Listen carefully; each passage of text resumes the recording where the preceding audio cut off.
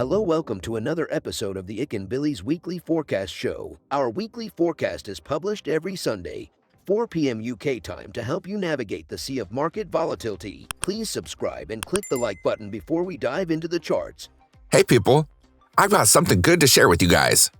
Bilis has launched a prop trading service and we are now looking for talented traders to fund.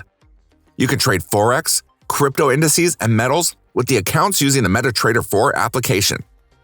We have the friendliest evaluation criteria in the industry that sets you up for success.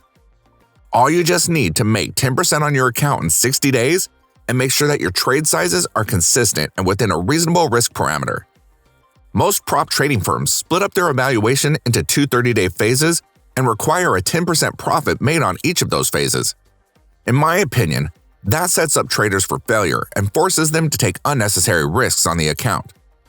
Furthermore, we allow you to earn from the get-go. Yes, we reward you for good trading even during your evaluation phase. So wait no longer. Go ahead and sign up for an account at ikanbilis.capital. We're now giving out free challenges for a limited time only.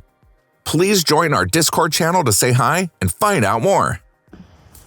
Right, for the pound yen, okay, this is chopping its way up. Definitely going to be choppy around in this range. Like the dollar yen is looking for wave 5 in pulse. We expect to see price start to recover towards the upside here in choppy fashion before a macro reversal on the pair. This level is great for a buy if you can get in on market open next week. Otherwise, you can always wait for this choppy range to form and then break out of the range and pull back to get in.